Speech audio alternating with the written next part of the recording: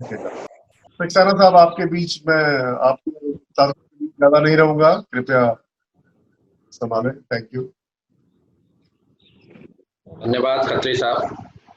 सभी साधकों को मेरा सुप्रभात प्रणाम।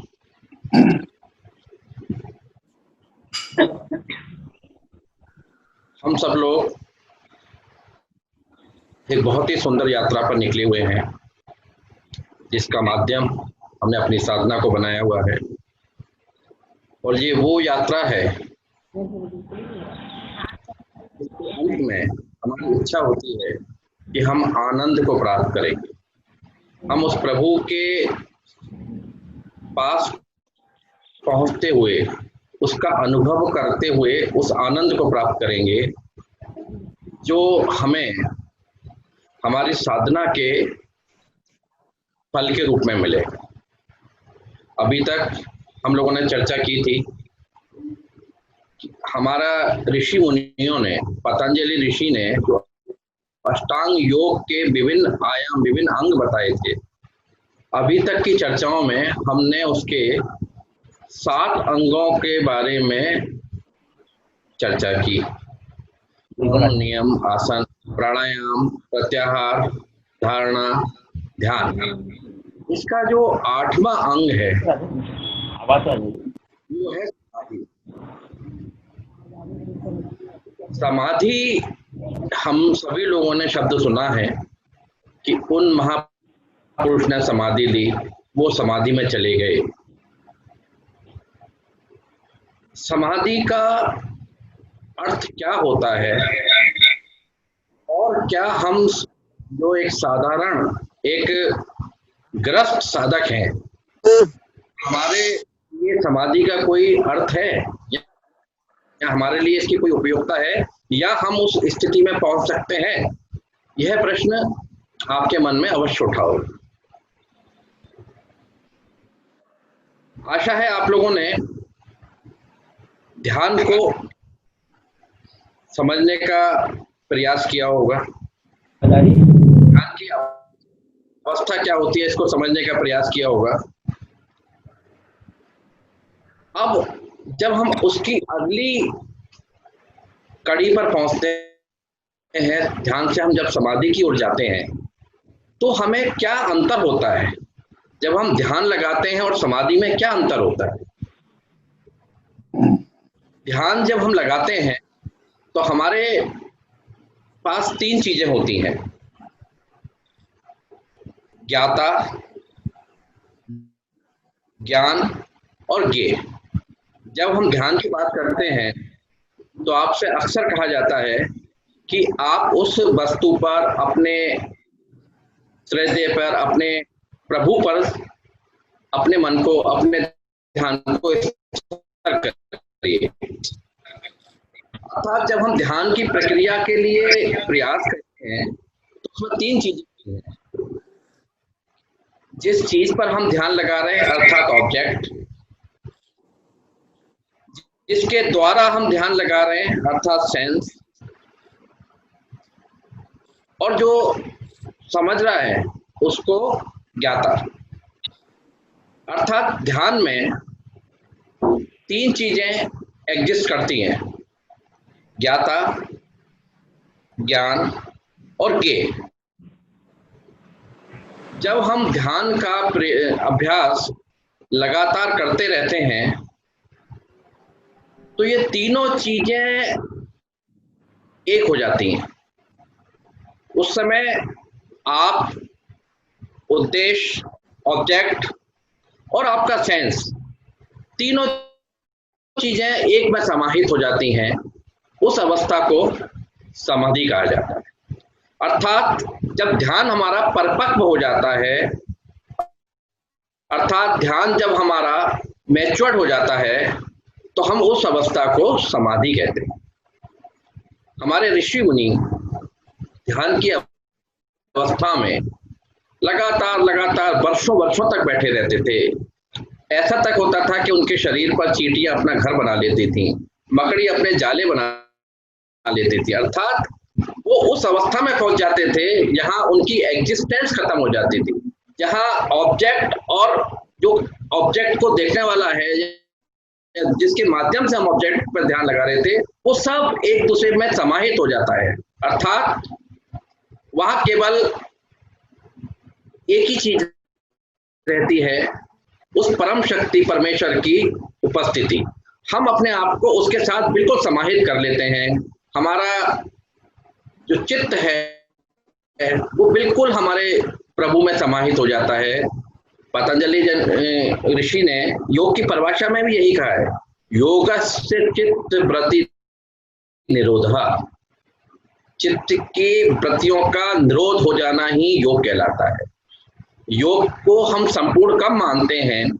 जब हम इस स्थिति में पहुंच जाते हैं कि जब हमारे चित्त के ऊपर से सारी वृत्तियां निरोध हो जाएं, शून्य हो जाए, मैं और मेरा प्रभु एक हो जाए। तो समाधि और ध्यान में सिर्फ एक ही अंतर है कि जब हम ध्यान लगाते हैं तो हमारे बीच में एक ऑब्जेक्ट होता है, एक मन होता है, एक शरीर होता है। लेकिन जब हम समाधि में आ जाते हैं तो ये तीनों ही चीजें एक रूप में हो जाती हैं।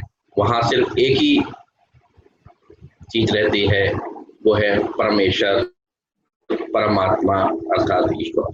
और हम और ईश्वर एक हो जाते हैं। वो ऐसी अवस्था होती है जिसको ऋषि मुनियों ने प्राप्त किया। ऐसा नहीं है कि हम उस स्थिति में नहीं पहुंच सकते, लेकिन जब हम अपने अभ्यास को, अपनी साधना को परफेक्ट करेंगे, हम साधना को लगातार करेंगे, तो उस स्थिति में पहुंच सकते हैं। आपको एक मैं बहुत छोटी सी चीज बताऊंगा कि महाभारत में आपने सुना होगा कि कृष्ण अर्जुन रथ पर सवार होकर युद्ध के लिए जा रहे हैं और भगवान कृष्ण उनके सारथी। अर्जुन अपने आप में एक बहुत ज्ञानी थे, एक बहुत बड़े योद्धा थे, लेकिन उनको भी एक सारथी की जरूरत थी और उनका भी मन भटका था। उसी प्रकार जब हम अपने जीवन की यात्रा कर रहे हैं तो हमारे जीवन में हमारी जो आत्मा है वो एक रथी है, अर्थात अर्जुन है। शरीर जिसमें वो यात्रा कर रही है आत्मा, वो एक रथ है। हम जिसके मार्गदर्शन में यात्रा कर रहे हैं, बुद्धि, वो हमारी सारथी है। जिसके द्वारा हम अपनी विभिन्न क्रियाओं को लगाम लगाते हैं, मन, अर्थात इस यात्रा में मन हमारी लगाम है। और जो हमारी इंद्रियां हैं वो इस रथ के घोड़े हैं। अब आप कल्पना करिए कि घोड़े, जो हमारे शरीर की इंद्रियां हैं, अगर उस पर लगाम ना हो तो क्या आप अपनी यात्रा पूरी कर पाएंगे? अगर आपका बुद्धि रूपी जो सारथी है वो सही अर्थों में नहीं कार्य कर रही, अर्थात आपकी बुद्धि भ्रष्ट है, अर्थात आपकी बुद्धि गलत डायरेक्शन में काम कर रही है, तो क्या हम यात्रा पूरी कर पाएंगे? क्योंकि जब हम कोई भी कर्म करते हैं तो हमारी जो बुद्धि होती है वो हमें बताती है, वो सारथी की तरह बताती है कि हे अर्जुन, तेरा धर्म है युद्ध करना, न्याय के लिए, धर्म के लिए युद्ध करना। उसी प्रकार जब हम अपने शरीर से, हम क्रियाओं के द्वारा, अपने इंद्रियों के द्वारा कोई भी कर्म करते हैं तो हमारी बुद्धि हमें बताती है कि हे मनुष्य, ये कर्म तेरे लिए अच्छा है या बुरा है। लेकिन अक्सर क्या होता है, हम अपनी बुद्धि के ऊपर मन को हावी कर लेते। मैंने आपको बताया था प्रत्याहार, जब तक हम प्रत्याहार नहीं करेंगे तब तक ना तो हम ध्यान कर सकते हैं, ना समाधि में जा सकते हैं। तो इसलिए बड़े ही सुंदर अर्थों में इसकी जो मैं समानता बता रहा हूं कि जब तक हम अपनी इंद्रियों को अपने बुद्धि के अनुसार नहीं चलाएंगे तब तक हमारी यात्रा अधूरी रहेगी। हम जो साधना कर रहे हैं वो निरर्थक रहेगी, क्योंकि अधिकतर क्या हो रहा है, हमारी इंद्रियां हमारे मन के ऊपर हावी हो रही हैं। हमारे जो शरीर के घोड़े हैं, हमारी जो इंद्रियां घोड़े के रूप में हैं, वो हमारे मन को प्रभावित कर रही हैं। हम उनके अनुसार चल रहे हैं। पांचों इंद्रियां बताई थी कि हमें आंखों से देखना है। क्या देखना है? वो हमारा इंद्रियां हमें काबू कर रही हैं। हमारा मन काबू नहीं कर रहा कि हम अच्छी चीजें देखें या खराब चीजें देखें। हम उससे प्रभावित हो रहे हैं। हम ऐसे ऐसे दृश्य देखने में हमें आनंद आता है जो हमारे आत्मा की शुद्धि के लिए, हमारे जीवन के सही अर्थों में यात्रा के लिए हमारे अनुकूल नहीं है। लेकिन हमारी इंद्रिय हमारे मन के ऊपर काबू है और बुद्धि का हम इस्तेमाल नहीं कर रहे, तो इंद्रियों के द्वारा हम अपने उस यात्रा में जा रहे हैं जिसमें हमारा कोई कंट्रोल नहीं है। घोड़े हमें उस तरफ ले जा रहे हैं जहां उनकी मर्जी है। अगर आप अपने जीवन को एक अर्थ सार्थक रूप में जीना चाहते हैं तो मैं बार बार सबसे पहले यही कहूंगा कि हमें प्रत्याहार की साधना करनी चाहिए, अर्थात इंद्रियों को अंतर्मुखी बनाना चाहिए। अपनी इंद्रियों को बाह्यमुखी से अंतर्मुखी लाने का प्रयास करना चाहिए। हमें मालूम है कि इस चीज के खाने से हमारा शरीर में रोग आता है। हमें मालूम है कि ये चीज हमारे शरीर के लिए नुकसानदायक है। लेकिन क्या होता है, वो जो हमारे स्वाद की इंद्रिय है वो इतना आकर्षित कर लेती है उस वस्तु को कि आपके मन को, कि आप चाहते हुए भी कि ये चीज हमें नुकसानदायक है और हम उस चीज का सेवन कर लेते हैं। तो हमारे योग की साधना क्या है? योग की साधना सही अर्थों में अपनी इंद्रियों को अंतर्मुखी बनाना है। सिर्फ यही एक बेसिक प्रिंसिपल अगर हमने अपने जीवन में अपना लिया तो सही अर्थों में हम योगी बन जाएंगे। और जब आप इस यात्रा पर चलेंगे तो आप ध्यान भी कर पाएंगे और समाधि का अनुभव भी कर पाएंगे। जब हम समाधि में जाते हैं तो केवल कुंभक की प्राप्ति होती है, केवल जिसका 100% जिसमें आनंद आता है। आपने अपने जीवन में वो क्षण कभी भी अनुभव किए होंगे कि जब किसी भी क्रिया में या किसी भी कार्यक्रम में या किसी भी एक दृश्य में आप 100% डूब जाते हैं। जब आप अपने किसी परिवार के निकट की किसी शादी में गए होते हैं, कोई फंक्शन ऐसा हो रहा होता है कि कुछ समय के लिए आपको लगता है कि ये पूरा 100% आनंद आ रहा होता है। फिर उस स्थिति से बाहर आते हैं। फिर आप जब दोबारा किसी फंक्शन में जाते हैं तो आपको वो याद आता है कि देखो उस समय कितना आनंद आया। इसी प्रकार जब हम ध्यान करते हैं तो कुछ क्षण के लिए हमें उस आनंद की प्राप्ति होती है जिसका हम वर्णन नहीं कर सकते। और वही आनंद अगर हमारा मैच्योर्ड हो जाए, परमानेंट हो जाए, तो वो समाधि की अवस्था बनती है। और हमारे ऋषि मुनियों ने उसी अवस्था को प्राप्त कर अपने जीवन को धन्य किया है। तो साधकों, हम लोग एक पारिवारिक व्यक्ति हैं। बहुत ज़्यादा आइडलिंग की बात मैं नहीं करूँगा। मैं सिर्फ आप लोगों को इतना ही मेरा प्रयास है बताने का कि हम जो साधना कर रहे हैं इसको आप केवल आसन और प्राणायाम तक ही मत सीमित रखिए। प्रत्याहार जो विशेष जंक्शन है बाह्य यात्रा से अंतर यात्रा की ओर जाने का, बहिरंग से अंतरंग की ओर जाने का, वो हमारे जीवन में बहुत महत्वपूर्ण है। अपनी इंद्रियों को इनवर्ट लेके आइए, अपनी इंद्रियों को अपनी बुद्धि के अनुसार चलाने का प्रयास करिए, तभी हमारी ये साधना पूरी होगी। अन्यथा हम 1 घंटा 1.5 घंटा एक प्रहसन करके जाएंगे और जितना आनंद, जितना लाभ हमें इस साधना का मिलना चाहिए उसका 1000वां लाखवां हिस्सा हम केवल प्राप्त कर पाएंगे। मैं ये नहीं कहना चाहता कि आप जो कर रहे हैं वो निरर्थक है, लेकिन जब आप 1.5 घंटा अपने जीवन का निकाल रहे हैं तो हमें उस अधिक से अधिक लाभ को क्यों नहीं प्राप्त करना चाहिए? सही मार्गदर्शन के द्वारा, सही साधना के द्वारा, जिसके लिए हम साधना कर रहे हैं। हम जिस चीज में हमें 100 रुपये मिल सकते हैं उसके लिए हम 1 रुपया वापस लेके क्यों जाए? तो जब आप साधना में आते हैं तो अपने जीवन में प्रत्याहार को उतारिए। जब आपका प्रत्याहार उतरना शुरू हो जाएगा, जब आप प्रत्याहार में पारंगत होना शुरू हो जाएंगे, फिर आप देखिए कि कितना आनंद आएगा ध्यान में। और जब ध्यान करेंगे तो हम समाधि की अवस्था में भी अवश्य पहुंच जाएंगे।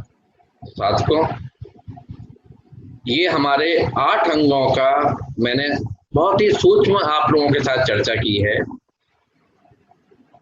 इसके आगे मैं आप लोगों से चर्चा करूंगा।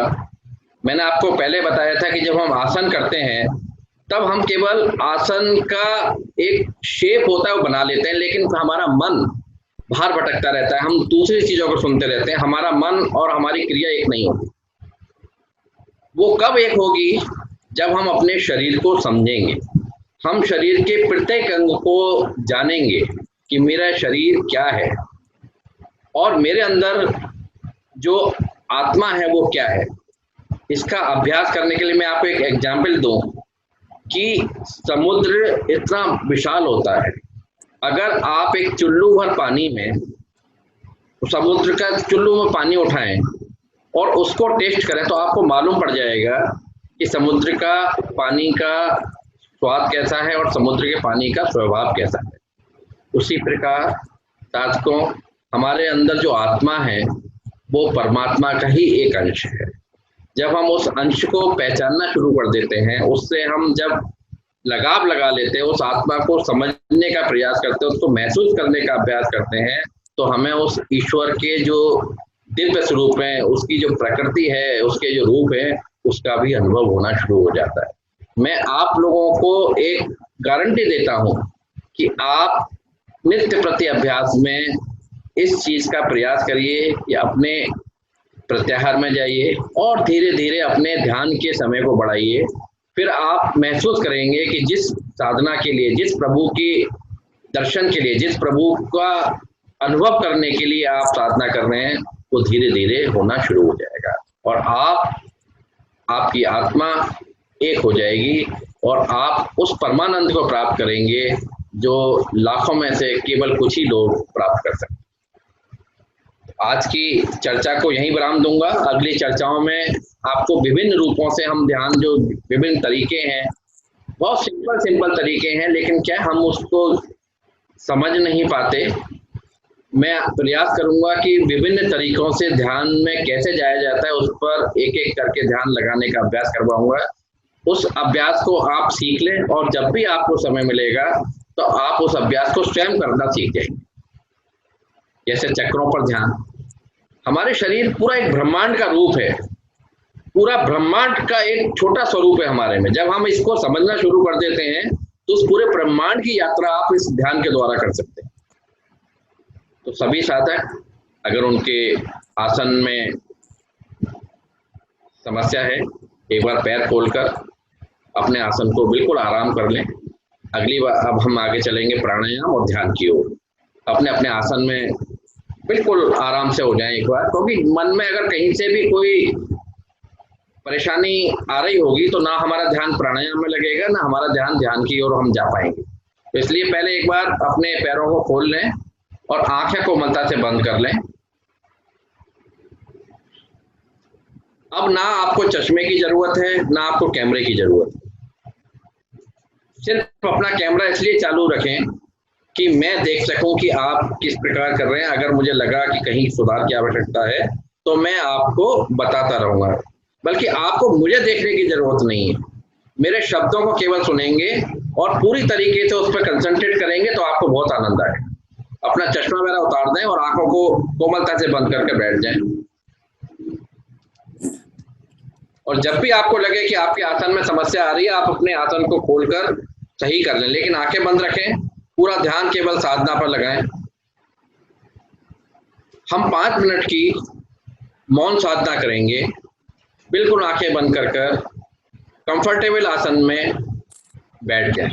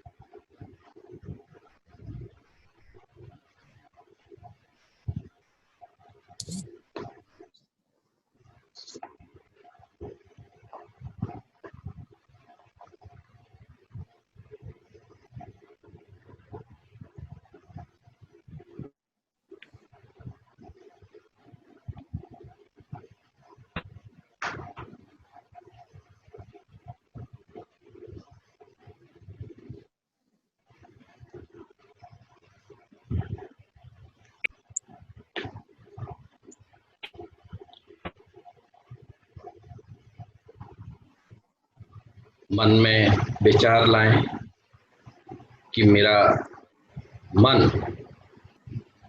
धीरे धीरे शांत होता जा रहा है, मेरा चित्त शांत होता जा रहा है, मेरा शरीर हल्का होता जा रहा है। मैं उस परम आनंद की ओर जाता जा रहा हूँ। कमर सीधी, कंधे हल्के ढीले कर लें, गर्दन सीधी करेंगे। गहरी और लंबी श्वास का अभ्यास। आंखें बंद रखते हुए आनंद पूर्वक श्वास भरें, प्रयास पूर्वक अपनी श्वास को खाली करें। गहरी लंबी श्वास एक बहुत ही प्रभावशाली सांसों की क्रिया है। जितनी गहरी और लंबी आप सांस लेंगे, आपके शरीर के जो विकार है, आपके शरीर की ऊर्जा का जो लेवल है वो बहुत ऊंचा हो जाए। इसलिए शांत मन से गहरी और लंबी श्वास का अभ्यास लगातार करें। आनंद पूर्वक श्वास लें,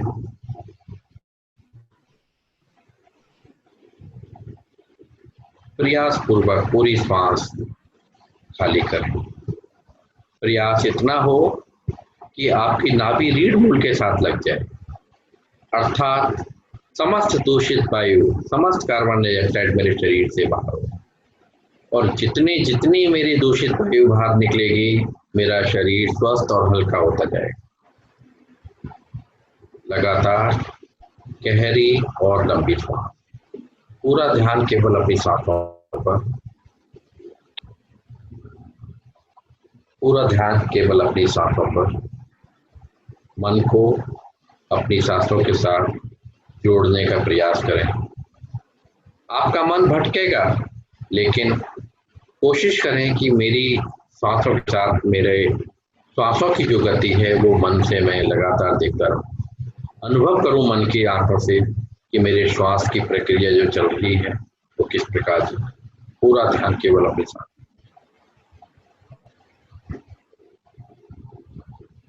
जो नए साधक होते हैं, धीरे धीरे उनका मन विचलित होता है जब वो क्रिया को करना शुरू करते हैं, लेकिन उससे निराश ना हो। ये स्वाभाविक है, जब हम अभ्यास शुरू करते हैं तो इस तरह का बेचैनी, इस तरह का डिस्टर्बेंस हमें आता है, लेकिन फिर दोबारा आप शुरू करते हैं। जैसे ही अगर आपका मन भटक रहा है, आपका मन घबरा रहा है, थोड़ा रुके, फिर दोबारा शुरू। गहरा और लंबा सांस, पूरी सांस को अंदर तक लेके जाएं, पूरे फेफड़े को ला लें, पूरी श्वास को प्रयास पूर्वक खाली करें। इस प्राण वायु को अंग अंग तक, कोशों तक, प्रत्येक कोश तक पहुंचाने के लिए गहरी और लंबी श्वास।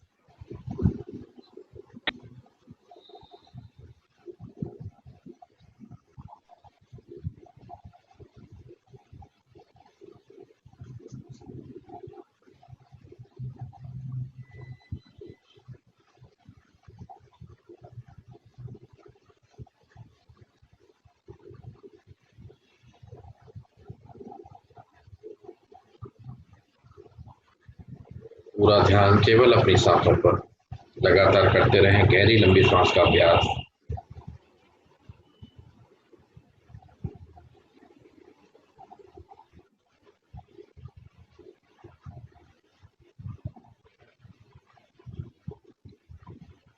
इस प्राणायाम का अभ्यास जब तक हम लंबे समय तक नहीं करते, तब तक हमें इसका प्रभाव नहीं मिलता। इसलिए जो प्रचलन में है कि हमने 10-11 क्रियाएं कर ली, वो अपने आप को एक भ्रम में डालने वाली स्थिति है, अपने आप को एक मूर्ख बनाने वाली स्थिति होती है। प्राणायाम का अभ्यास जब तक लगातार 15 से 20 मिनट नहीं किया जाएगा, तब तक उसका आपको कोई लाभ सही अर्थों में नहीं।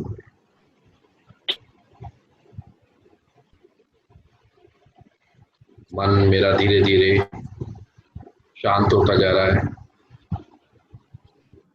विचारों की गति कम होती जा रही है। हर श्वास के साथ मेरा शरीर हल्का होता जा रहा है, मैं प्रफुल्लित होता जा रहा हूँ। मेरे शरीर के विकार धीरे धीरे हर श्वास के साथ दूर होते जा रहे हैं। मेरा शरीर निर्विकार होता जा रहा है। लगातार करते रहें गहरी और लंबी श्वास का।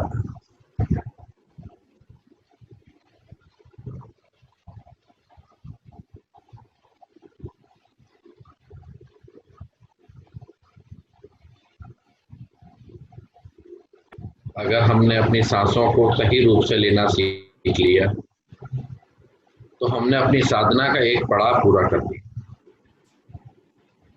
क्योंकि हम में से ज्यादातर लोग सांस को कैसे लेना है ये जानते ही नहीं। भागते जा रहे हैं, चलते जा रहे हैं, बिना समझे, बिना सोचे। साधना मुझे एक विराम देती है अपने शरीर की क्रियाओं को समझने की और सही अर्थों में उन क्रियाओं को मन की आंखों से देखना। मेरा शरीर स्वाभाविक रूप से शांत और मैं उसी अवस्था में सांसों के द्वारा पहुंचने का प्रयास करता हूँ। मेरा मन, मेरा शरीर, मेरा चित्त सब धीरे धीरे प्राणायाम के द्वारा शांत होता जा रहा है। मेरा मन प्रफुल्लित होता जा रहा है। शांत,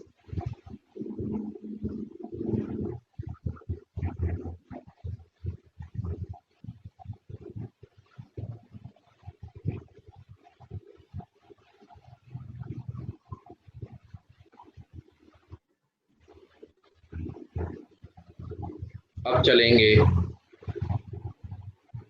अगली श्वासों की क्रियाओं की ओर, जिसको हम नाम देते हैं अनुलोम विलोम। आज मैं आपको ये बताऊंगा कि अनुलोम विलोम जब हम करते हैं तो उसका हमारे शरीर पर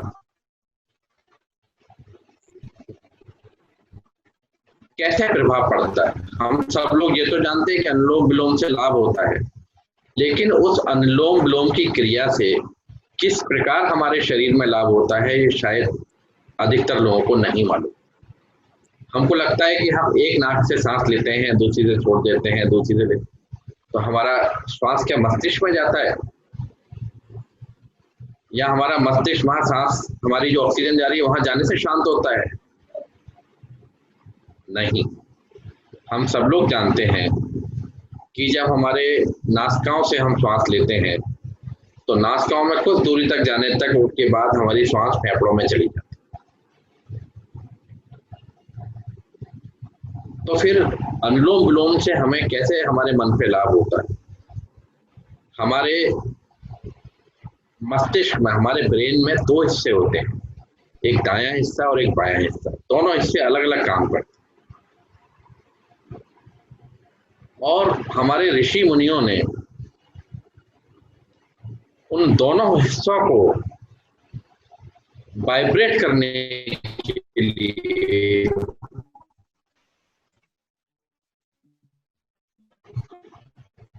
को अधिक क्रियाशील बनाने के लिए, सांसों को टूल बनाते हुए जो पद्धति का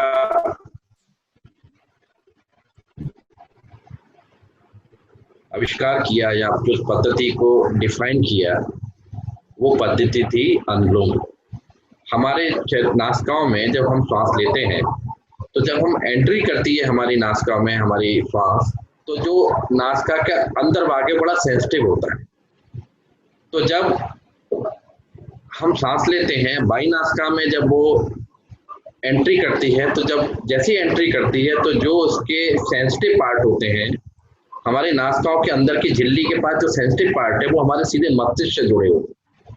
जब हमारी नासिका में बाई नासिका में श्वास प्रवेश करती है तो इमीडिएटली उसका प्रभाव हमारे दाएं हिस्से के मस्तिष्क पर आता है, और जब वो दाएं में प्रवेश करती है तो हमारे उस सेंस से बायां मस्तिष्क क्रियान्वित होता है।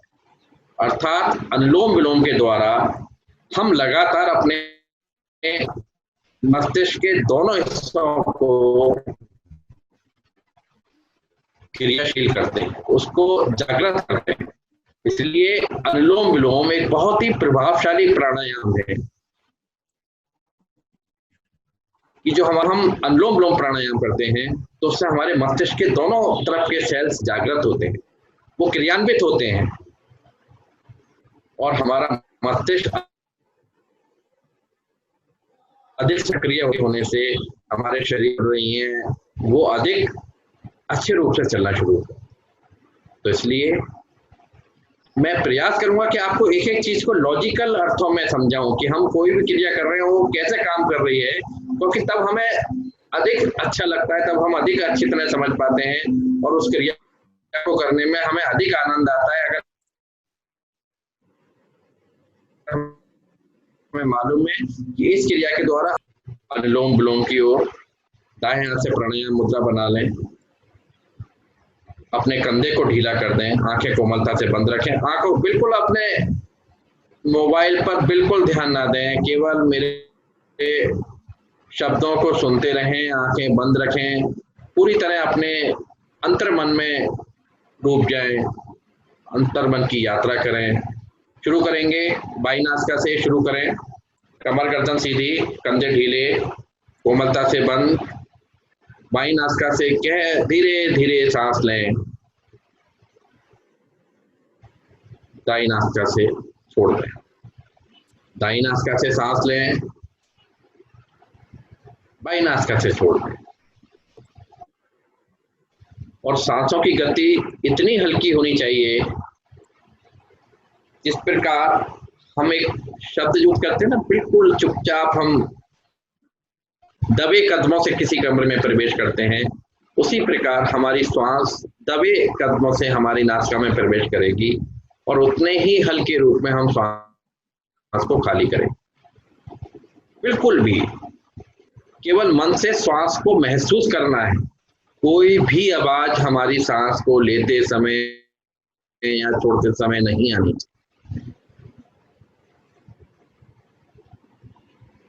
लगातार करते रहें।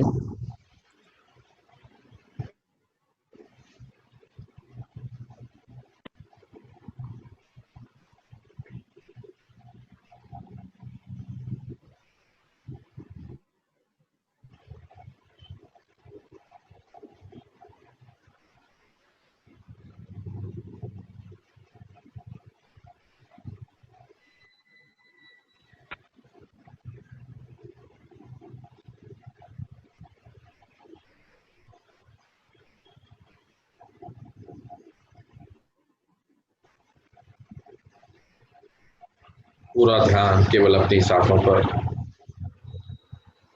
देखें मन की आंखों से किस प्रकार श्वास मेरे शरीर में प्रवेश कर रही है और किस प्रकार वो शरीर से बाहर जा रही है। पूरा ध्यान केवल अपनी सांसों पर,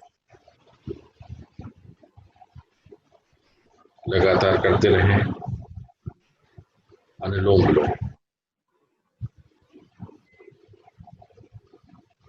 मन स्थिर होता है, चित्त शांत होता है, विचारों की चंचलता कम होती है। जिन लोगों को ब्लड प्रेशर की प्रॉब्लम है उनका ब्लड प्रेशर में बहुत अधिक लाभ होता है। जिनके मन में एक हमेशा एक चंचलता बनी रहती है, एंजाइटी रहती है, अनुलोम विलोम करने से वो बहुत लाभ होता है। इसलिए बहुत ही सुंदर प्राणायाम। करते रहें अनुलोम विलोम। और इस प्राणायाम को आप धीरे धीरे 3 minute, 5 minute, 7 minute, 10 minute, 15 minute और 20 मिनट तक ले जाइए।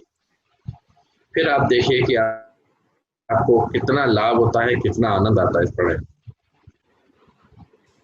आपके पैरों में अगर असुविधा हो, आंखें बंद रखते हुए अपने आसन को बदल लें, पैर खोल लें, लेकिन प्राणायाम का अभ्यास लगातार करते रहें।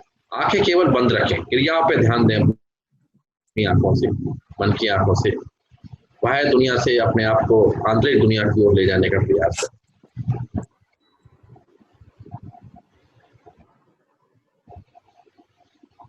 मन में धारणा लाएं कि मैं पूरे दिन अगर प्रत्याहार नहीं करता तो केवल आधा घंटा जब मैं साधना कर रहा हूं तो मैं प्रत्याहार में डूब जाऊं। मैं अपनी इंद्रियों को बाह्य रूप से अंतर्मुखी बना दूंगा। पूरा ध्यान केवल मैं अपनी क्रिया पे लगाऊंगा। जो विचार आ रहे हैं उनको आते रहने दो, उनके साथ में इन्वॉल्व ना हो। उनको एक दृष्टा के रूप में देखते रहें, चाहे वो अच्छे विचार हो, खराब विचार हो, क्योंकि सभी तरह के विचार हमारे मन में आते हैं। कुछ विचार हमारी भूत की क्रियाओं से आते हैं, कुछ भविष्य की क्रियाओं से आते हैं, भविष्य की योजनाओं से आते हैं। उनको आने दें, ना तो उनके साथ में जुड़े, ना मन से महसूस करें कि अच्छे हैं, खराब हैं, क्या है क्या नहीं है। एक दृष्टा भाव से उन विचारों को आने दीजिए, जाने दीजिए। केवल ध्यान अपनी क्रिया पर लगाइए। जितना ध्यान आप अपनी क्रिया पर लगाएंगे, विचारों की गति धीरे धीरे कम होती जाएगी और आपका मन विचार शून्य हो जाएगा और हम ध्यान की अवस्था में पहुंचे, परमानंद की ओर पहुंचे।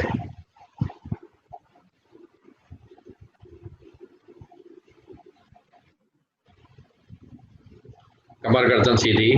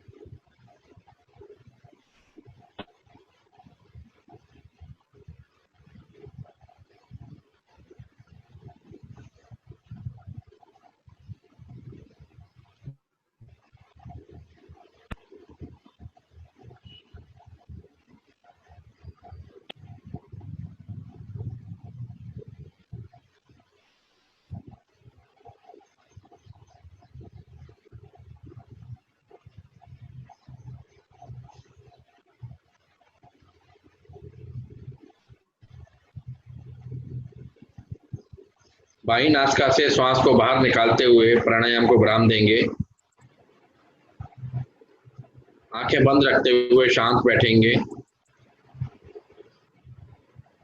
प्राणायाम के प्रभाव को अनुभव करेंगे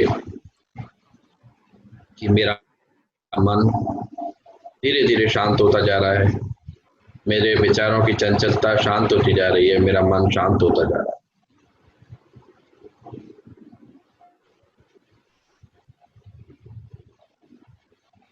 करेंगे अगली क्रिया कपालभाति। दोनों हाथ घुटनों पे रख लें। पद्मासन, अर्ध पद्मासन, जिस स्थिति में आप कंफर्टेबल हो लगा लें। और अगर किसी साधक का ना अर्ध पद्मासन लग रहा है ना पद्मासन लगा रहा है, वो सुखासन में बैठ जाए। केवल ध्यान इतना रखना है कि पूरी क्रिया में मेरा कमर, मेरी रीढ़ बिल्कुल सीधी रहे, गर्दन सीधी रहे, कंधे ढीले रहे। दाएं हाथ से प्राणायाम मुद्रा बनाएं। अब हम चल रहे हैं, दोनों हाथ घुटनों पर रख लें। गहरी लंबी श्वास भरें, पूरी श्वास को खाली कर दें। एक बार पुनः गहरी लंबी सांस भरें और अब सांस को पूरी शक्ति और सामर्थ्य से नासिका से बाहर फेंकें। करें लगातार।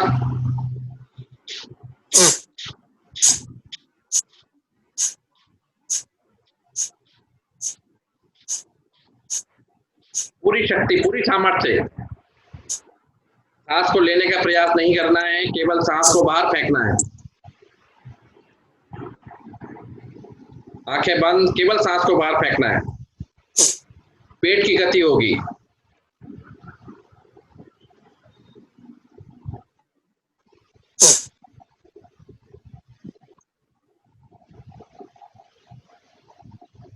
पूरी शक्ति, पूरी सामर्थ्य के साथ में।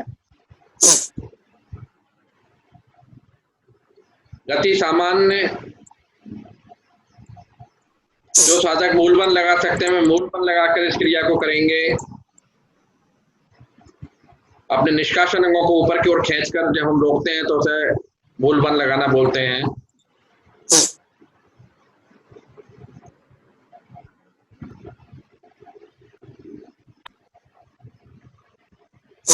विश्राम।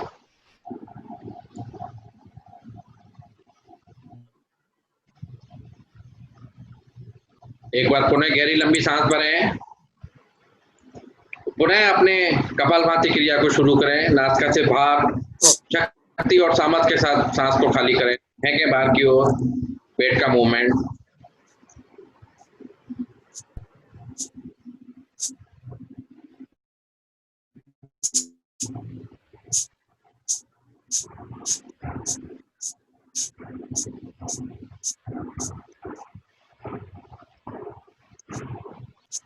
बहुत सुंदर क्रिया, सभी साधक बहुत अच्छे रूप में कर रहे हैं।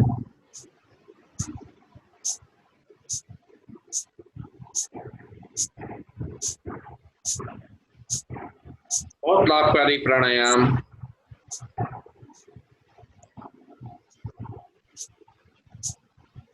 कहा जाता है कि इस प्राणायाम के करने से, इसकी क्रिया, इस अभ्यास से करने से हमारे शरीर के 99% जो रोग हो सकते हैं उसमें लाभ मिलता है। बहुत ही सुंदर क्रिया, लगातार करते रहें।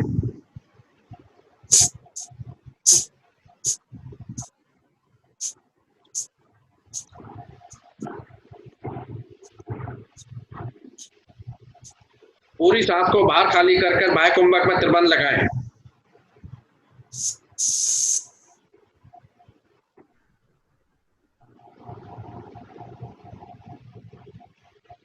धीरे धीरे बंद खोलें। गहरी लंबी सांस भरें। अंत कुंभक में त्रिबंध लगाएं।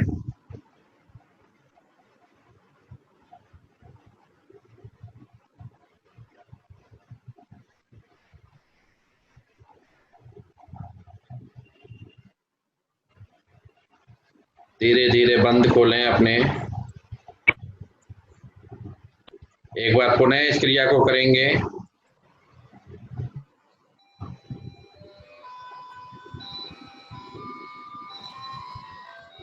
गहरी लंबी सांस भरें और सांस को पुनः बाहर फेंकना शुरू करें। पुनः शुरू करें कपालभाति की क्रिया।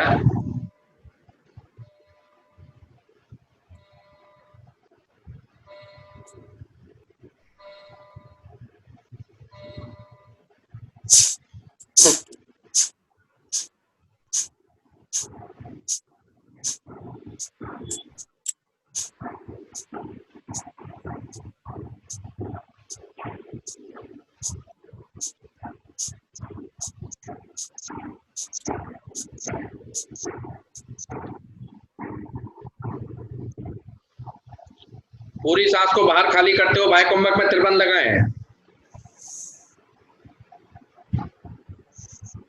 थोड़ा अधिक समय बंद में रुकने का प्रयास करें।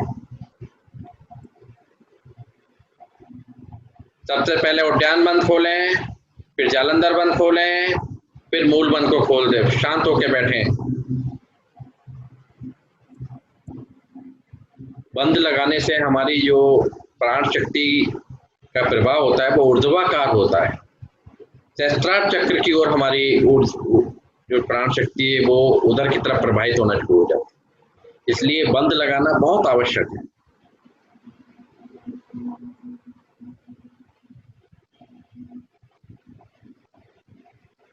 अब हम करेंगे अग्निसार क्रिया। गहरी लंबी सांस भरें। पूरी सांस को बाहर खाली कर कर रोकें और अपने नाभि के हिस्से को, पेट को संकुचित करें और कुंचित करें, अंदर की ओर दबाएं फिर बाहर की ओर छोड़ें। एक बार की स्थिति में 5 से 6 बार वो क्रिया करनी है।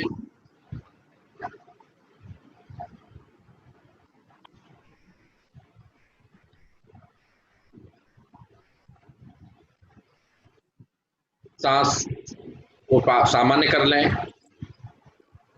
हमें अपनी जठराग्नि को जितना अधिक प्रज्वलित करेंगे, जितना उसे क्रियान्वित करेंगे, उतने हमारे शरीर का जो सिस्टम है, हमारा डाइजेशन सिस्टम है, हमारे शरीर के जो अन्य सिस्टम है, वो अच्छी तरीके से कार्य करेंगे। तो इसलिए इस जठराग्नि को प्रभावित करने के लिए ये प्राणायाम, यह क्रिया बहुत लाभकारी होती है। इसको इसीलिए अग्निसार क्रिया कहा जाता है कि हमारी जो अग्नि है, जिससे हमारा भोजन पचता है, क्योंकि आप मालूम है कि जब हम खाना खाते हैं तो केमिकल रिएक्शन होता है और उस केमिकल रिएक्शन के लिए हीट की जरूरत होती है। वो हमें इस अग्निसार क्रिया के द्वारा वो हीट का अधिक जनरेशन होता है, हमारी जठराग्नि अधिक प्रज्वलित होती है और हमारा भोजन अच्छी तरीके से पकता है। एक बार और कर लें। पूरी गहरी लंबी सांस भरें। पूरी सांस को बाहर खाली करके रुकें और अपने नाभि का संकुचन अकुंचन करें।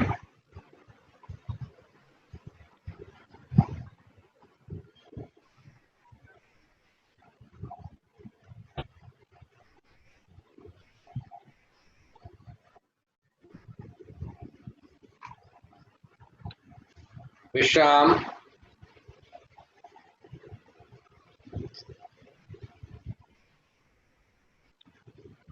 अब हम करेंगे बहुत ही सुंदर क्रिया, जिसको सही अर्थों में प्राणायाम कहा जाता है, नाड़ी शोधन प्राणायाम। मैं पिछली सभी क्लासों में आपको बार बार मैंने बताया है कि सही अर्थों में जो प्राणायाम होता है वो हमारा नाड़ी शोधन से शुरू होता है। अनुलोम विलोम की तरह किया जाता है, लेकिन इसमें सांसों को अनुपातिक रूप में लिया, छोड़ा और रोका जाता है। हमारी 3 क्रिया होती हैं। हम सांस लेते हैं, सांस को रोकते हैं और छोड़ते हैं। इनको योग की शब्दावली में बोलते हैं पूरक, कुंभक और रेचक। पूरा प्राणायाम की मुद्रा बना लें बाएं हाथ से, दाएं हाथ से, और बाईं नासिका से धीरे धीरे श्वास भरें। 5 गिनती तक श्वास भरें, 10 गिनती तक श्वास को रोकें और 10 गिनती में ही श्वास को खाली कर दें। मनी मन गिनती गिने। पुनः दाईं नासिका से 5 और 10 गिनती में ही श्वास को खाली कर दें। 1, 2 और 2 के अनुपात में। धीरे धीरे जब हमारा अभ्यास परिपक्व होता जाएगा तो हम इस गिनती को 10, 20 और 30 भी करेंगे, और जितने अधिक समय तक आप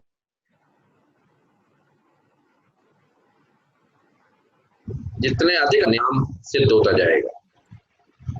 और जब आपका प्राणायाम सिद्ध हो गया तो आपके मन का जो क्रियाएं हैं वो आपके कंट्रोल में आ गई। मन आपका शांत हो जाएगा, चित्त आपका शांत हो जाएगा। करें, लगातार करें इस क्रिया को 1, 2 और 2 के अनुपात में।